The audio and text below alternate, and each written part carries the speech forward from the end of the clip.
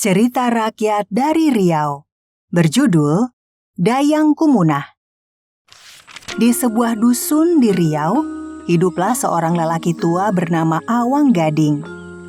Awang hidup sebatang kara, lantaran istrinya telah meninggal dunia dan mereka tidak dikaruniai anak. Keseharian Awang bekerja menangkap ikan di sungai yang penghasilannya tidak pasti setiap harinya. Terkadang, jika hasil tangkapannya cukup banyak, maka ia akan menukarkan hasil tangkapannya dengan beras di pasar. Hasil hari ini cukup banyak. Aku bisa menukar beras untuk makan hari ini.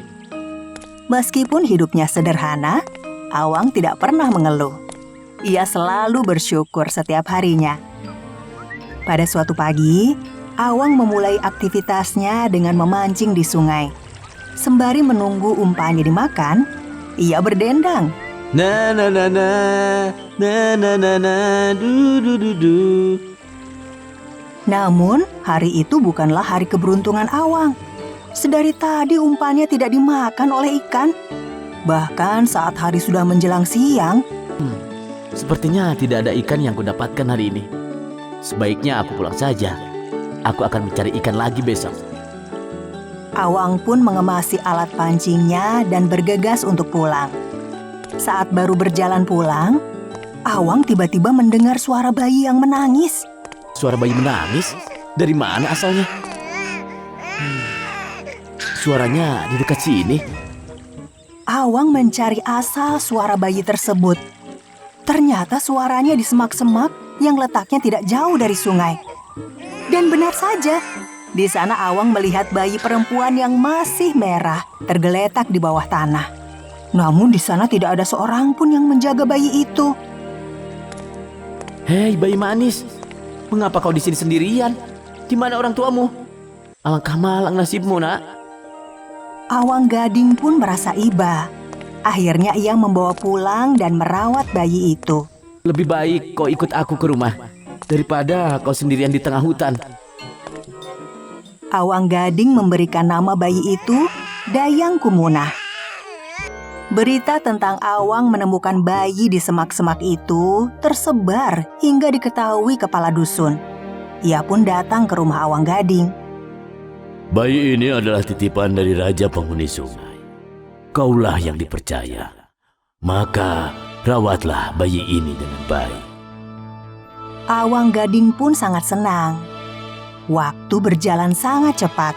Dayang Kumunah tumbuh menjadi anak yang cantik jelita dan baik hatinya. Namun ada satu kekurangannya, yaitu Dayang Kumunah tidak pernah tertawa. Kabar kecantikan Dayang Kumunah diketahui banyak orang, hingga terdengar di telinga Awang Kuusop, seorang pemuda kaya dari dusun lain. Dayang Kumunah, kaulah wanita tercantik yang pernah aku temui. Maukah kau menikah denganku? Kita berdua akan hidup bahagia. Sejak pandangan pertama bertemu, Awang Kuusop langsung jatuh hati. Sebelum Kakanda menikahiku, Kanda harus tahu bahwa aku adalah penghuni sungai. Dunia kita berbeda. Namun jika Kanda bisa menerima aku apa adanya, aku mau menjadi istri Kanda. Benarkah yang kau katakan itu? Tidak apa-apa, aku tetap menerimamu apa adanya. Karena kau sangat cantik jelita. Semua itu tidak berpengaruh apapun terhadap rasa cintaku padamu. Satu lagi Kakanda, jangan pernah meminta aku untuk tertawa. Karena aku tidak bisa dan tidak boleh melakukannya. Awang Kuusop pun setuju dengan persyaratan yang diberikan Dayang Kumunah. Setelah meminta restu, akhirnya mereka melangsungkan pernikahan yang meriah. Keduanya sangat berbahagia. Seluruh tamu undangan pun turut merasakannya. Setelah menjadi sepasang suami istri, beberapa tahun kemudian, Dayang Kumunah dan Awang Kuusop telah dikaruniai 5 orang anak. Dayang menjadi istri dan ibu yang sangat baik. Namun, di tengah kebahagiaan, ada satu kabar duka yang membuat Dayang Kumunah dirundung kesedihan, yaitu Awang Gading meninggal dunia. Ayah, meskipun kau hanyalah ayah angkatku, kau sudah teramat baik untukku. Maafkan aku. Sepeninggal ayahnya, Dayang Kumunah menjadi sangat murung. Biasanya memang ia tidak pernah tertawa, namun masih bisa tersenyum. Sedangkan sekarang, ia hanya memasang wajah yang datar. Awangku Usop pun merasa sedih setiap melihat istrinya terus murung. Aku tidak ingin ia terus bersedih. Aku sudah melakukan segala cara untuk membuat ia kembali tersenyum, tapi tidak ada yang bisa. Seiring berjalannya waktu, Dayang Kumunah mulai bisa merelakan kepergian Awang Gading dan melanjutkan kehidupan seperti biasanya. Aku tak apa, Kakanda. Aku sudah bisa merelakannya. Namun, Awangku Usop belum puas. Ia sekarang menjadi penasaran mengapa Dayang Kumunah tidak pernah tertawa. Pada suatu hari, anak bungsu mereka mulai bisa berjalan dengan sangat lucu. Ayo, terus nak, kau pasti bisa. Awangku Usop dan keempat anaknya terus menggoda si bungsu. Mereka semua tertawa dengan sangat bahagia. Lucu sekali. Ayo, Dek. Istriku, anak kita sudah mulai berjalan. Kenapa kau tidak ikut tertawa? Apakah kau tidak bahagia melihat kelucuan anak kita? Aku tidak bisa, Kakanda. Sebenarnya ia juga ingin tertawa, namun ia tidak bisa melakukannya. Awangku Usop terus memaksa Dayang Kumunah. Tidak apa-apa istriku, tertawalah. Ini saatnya untuk kita semua berbahagia. Setelah dirayu, akhirnya Dayang Kumunah tertawa juga. Namun, saat Dayang Kumunah tertawa, Awangku Usop dan anak-anaknya tertegun melihat insang ikan yang keluar dari mulut Dayang Kumunah. Menyadari hal itu, Dayang Kumunah sangat kaget. Ia berlari meninggalkan suami dan anak-anaknya. Ia merasa lalai. Kini keluarganya tahu ia adalah keturunan ikan. Dayang Kumunah berlari menuju sungai dan menyeburkan diri dengan isak tangis. Sudah tidak ada yang bisa diharapkan lagi. Tak lama kemudian, tubuhnya berubah menjadi seekor ikan. Awangku Usop menyesali kesalahannya. Dayang Kumunah, kembalilah. Kelima anaknya pun menangis melihat kepergian sang ibu. Namun semuanya sudah terlambat. Dayang Kumunah telah menjadi ikan jelmaan. Tetapi Dayang Kumunah tetap menjadi ikan yang cantik. Kulitnya mengkilat tanpa sisik. Wajahnya cantik. Dan ekornya seperti sepasang kaki wanita yang bersilang. Masyarakat menyebutnya dengan ikan patin.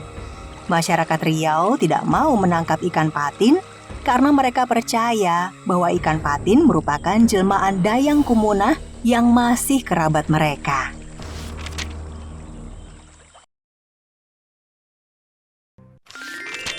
Asal-usul Kota Dumai. Kisah dari Provinsi Riau. Kota Dumai adalah salah satu kota penghasil minyak terbesar di Provinsi Riau. Awalnya, Dumai hanyalah sebuah dusun yang berubah menjadi desa. Dumai terus berkembang pesat hingga menjadi kecamatan di bawah Kabupaten Bengkalis. Dengan pesatnya perkembangan dan pembangunannya, tahun 1999 berubah menjadi Kota Dumai. Kota Dumai berada di pesisir pantai timur Sumatera yang menghadap ke arah selatan Malaka, yang merupakan salah satu lalu lintas pelayaran tersibuk di dunia. Konon ada sebuah legenda di Kota Dumai yang dikenal Legenda Putri Tujuh. Legenda ini mengisahkan tentang asal mula nama Kota Dumai.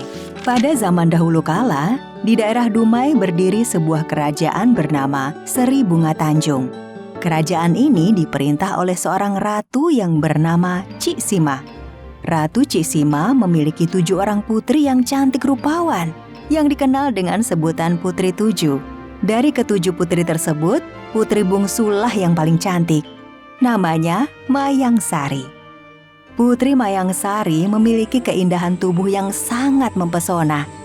Kulitnya lembut bagai sutra. Wajahnya elok berseri bagaikan bulan purnama. Bibirnya merah bagai delima. Alisnya bagai semut beriring. Rambutnya yang panjang dan ikal terurai bagai mayang.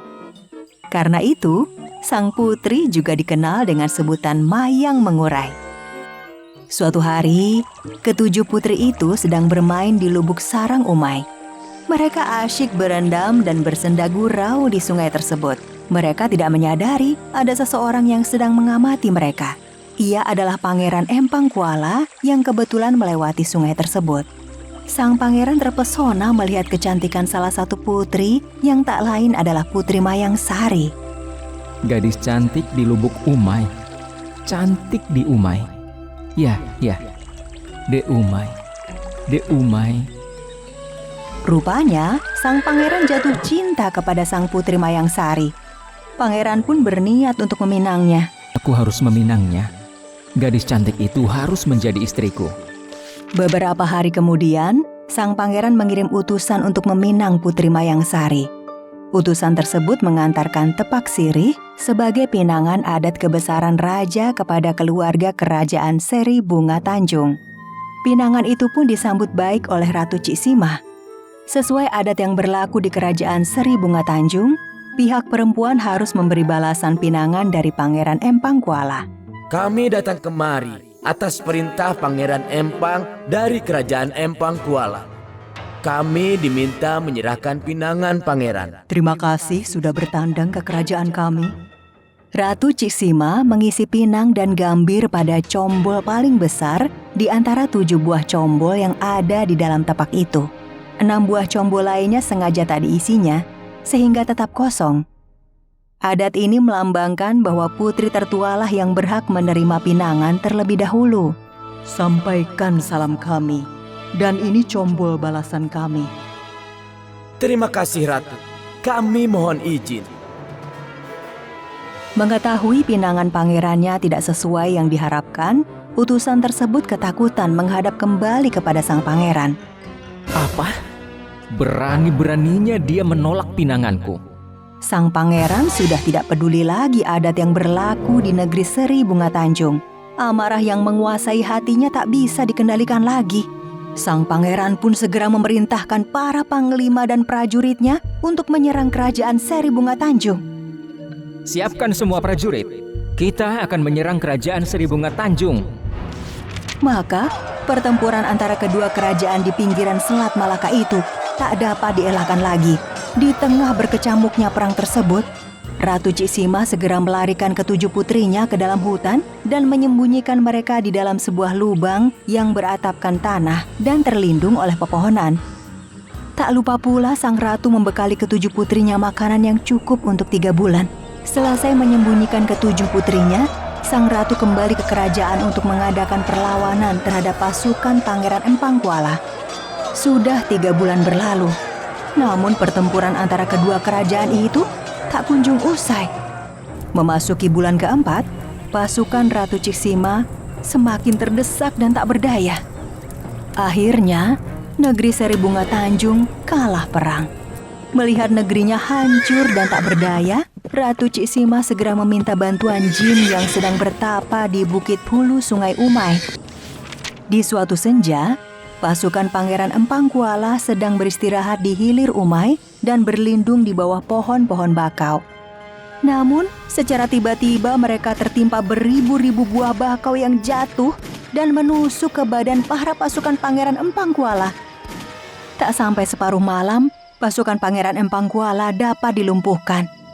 Pada saat pasukan kerajaan Empang Kuala tak berdaya, datanglah utusan Ratu Ciksima menghadap Pangeran Empang Kuala. Melihat kedatangan utusan tersebut, sang pangeran yang masih terduduk lemas menahan sakit langsung bertanya. Hai orang Seri Bunga Tanjung, apa maksud kedatanganmu ini? Mendengar penjelasan utusan Ratu Ciksima, sadarlah Pangeran Empang Kuala bahwa dirinya lah yang memulai peperangan tersebut. Pangeran langsung memerintahkan pasukannya agar segera pulang ke negeri Empang Kuala. Setelah Pangeran Empang Kuala dan pasukannya kembali ke kerajaannya, esok harinya Ratu Ciksima segera mendatangi tempat persembunyian ketujuh putrinya di dalam hutan. Namun alangkah terkejutnya Ratu Ciksima karena ketujuh putrinya sudah dalam keadaan tak bernyawa. Mereka meninggal karena haus dan lapar. Ternyata Ratu Ciksima lupa kalau bekal yang disediakan hanya cukup untuk 3 bulan. Akhirnya, karena tak kuat menahan kesedihan atas kematian ke-7 putrinya, maka Ratu Ciksima pun jatuh sakit dan tak lama kemudian meninggal dunia. Sampai kini, pengorbanan Putri 7 itu tetap dikenang dalam sebuah lirik berjudul Putri 7. Lirik tersebut sampai sekarang dijadikan nyanyian pengiring tari pulau dan asyik mayang bagi para tabib saat mengobati orang sakit.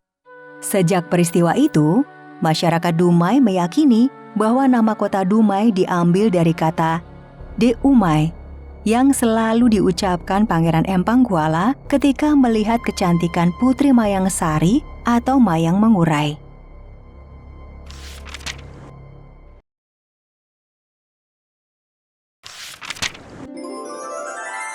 Putri Pandan Berduri.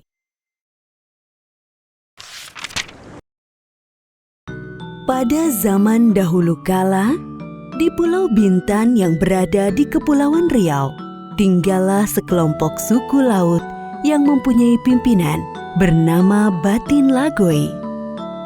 Ia adalah seorang laki-laki yang santun dan senantiasa memimpin dengan adil. Pada suatu hari, Batin Lagoi sedang berjalan di pinggir pantai. Tidak jauh dari posisinya, ia mendengar tangisan bayi. Hai, kenapa ada bayi menangis di tempat seperti ini? Aku harus mencari di mana suara bayi itu berasal. Batin Lagoi terus mencari di mana arah suara bayi itu berada. Ia sangat memperhatikan sekali setiap sudut pantai yang ia lewati. Ketika ia berjalan mendekati semak-semak, suara tangisan bayi tersebut semakin terdengar jelas.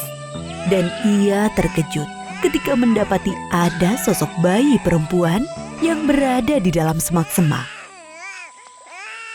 Astaga, siapa gerangan yang meletakkan seorang bayi di sini? Dengan pelan dan berhati-hati, ia mendekati bayi itu dan kemudian mengangkat bayi itu dengan pelan dan perasaan ragu. Timbullah keinginannya untuk mengangkat bayi yang ia temukan sebagai anaknya. Ia memutuskan untuk membawa pulang bayi perempuan cantik itu. Kasihan bayi ini.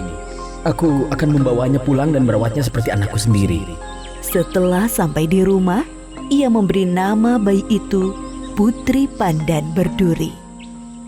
Ia merawat dan menyayangi bayi itu. Ia selalu merasa Tuhan sudah memberi tugas untuknya dengan merawat bayi itu hingga tumbuh dewasa. Tak terasa, waktu berjalan begitu cepat. Putri Pandan Berduri telah tumbuh menjadi seorang gadis yang cantik jelita. Bukan hanya parasnya yang cantik, tetapi ia juga memiliki sikap yang sangat anggun dan santun, layaknya seorang putri. Sehingga membuat masyarakat suku laut sangat mencintainya. Banyak juga pemuda yang menyukainya, namun tidak berani untuk meminangnya. Karena Batin Lagoi menginginkan putrinya dinikahi oleh pria keturunan Megat, sebutan keturunan bangsawan dalam bahasa Melayu Riau. Di daerah yang berbeda, di Pulau Galang, tinggallah 2 orang putra keturunan Megat, bernama Julela dan Jenang Perkasa. Semasa kecil, kakak beradik itu hidup rukun, namun kerukunan yang mereka jalani seketika sirna ketika sang ayah mengatakan bahwa sebagai anak tertua, Julela kelak akan menggantikan dirinya sebagai pemimpin di Pulau Galang. Sejak saat itu, sikap Julela berubah menjadi angkuh. Ia juga pernah mengancam Jenang Perkasa. Hei, Jenang yang bodoh. Suatu hari nanti, aku akan menjadi pemimpin di kampung ini. Dan kau harus mengikuti segala perintah yang aku berikan. Jika tidak, maka kau akan aku usir dari kampung ini. Jenang Perkasa merasa sangat kecewa akan sikap kakaknya. Lalu ia memutuskan untuk meninggalkan Pulau Galang. Berhari-hari ia berlayar tanpa mengetahui arah dan tujuan. Hingga sampailah ia di Pulau Bintan. Saat Jenang Perkasa berada di Pulau Bintan, ia tidak pernah mengaku sebagai anak pemimpin Pulau Galang. Sehari-harinya, ia bekerja sebagai pedagang seperti orang kebanyakan. Ia sangat bisa beradaptasi dengan lingkungan barunya. Karena sifatnya yang sopan dan gaya bahasanya yang halus membuat kagum semua orang. Jenang Perkasa lalu menjadi bahan pembicaraan di seluruh pulau. Cerita mengenai Jenang Perkasa terdengar sampai ke telinga Batin Lagoi, sehingga ia penasaran ingin bertemu dengan Jenang Perkasa. Pengawal, tolong sampaikan kepada Jenang Perkasa supaya datang ke acara makan malam di istana dengan seluruh tokoh terkemuka di Pulau Bintan. Baik, Yang Mulia.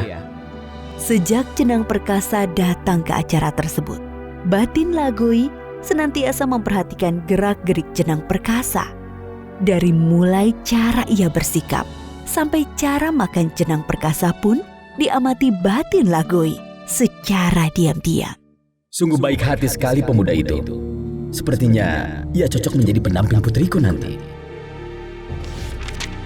Batin Lagoi akhirnya menghampiri Jenang Perkasa untuk mengajak berbincang-bincang. Wahai anak muda, sudah lama aku mendengar kehalusan budi pekertimu. Terima kasih, Yang Mulia. Aku mempunyai niat ingin menikahkan anakku dengan engkau. Alangkah senangnya jika kau setuju dengan permintaanku ini. Jenang Perkasa terkejut mendengar tawaran Batin Lagoi. Begini, Yang Mulia. Saya mau menikah dengan Putri Pandan Berduri. Yang penting, dia juga mau menikah dengan saya. Karena saya tidak ingin ada perasaan terpaksa yang dirasakan oleh Putri Pandan Berduri ketika sudah menikah dengan saya. Baiklah, Nak. Aku akan tanyakan dahulu padanya. Tapi aku yakin ia juga suka denganmu karena engkau mempunyai hati yang tulus. Jujur, saya sangat berterima kasih kepada Yang Mulia karena sudah mempercayai saya untuk menjadi pendamping Putri Pandan Berduri. Setelah Batin Lagoi bercerita kepada Putri Pandan Berduri mengenai Jenang Perkasa, Putri pun setuju untuk dinikahkan dengan Jenang Perkasa. Wah, benarkah ayah? Aku tidak sabar lagi ingin segera dipersunting oleh Jenang Perkasa. Sejak saat itu, seluruh pengawal mulai sibuk mempersiapkan pernikahan Putri Pandan Berduri dengan Jenang Perkasa. Untuk mempercantik halaman kediaman Batin Lagoi, dipenuhi dengan bunga dan hiasan.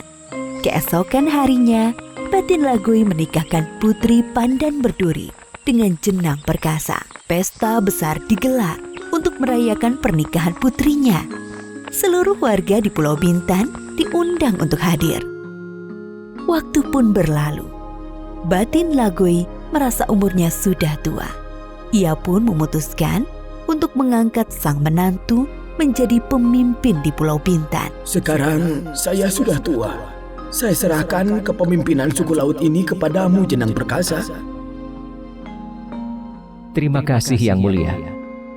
Karena kebaikan dan kehalusan budi pekertinya, akhirnya Jenang Perkasa menggantikan tahtanya. Jenang Perkasa pun menjadi pemimpin suku laut yang disegani, sekaligus dicintai oleh rakyatnya.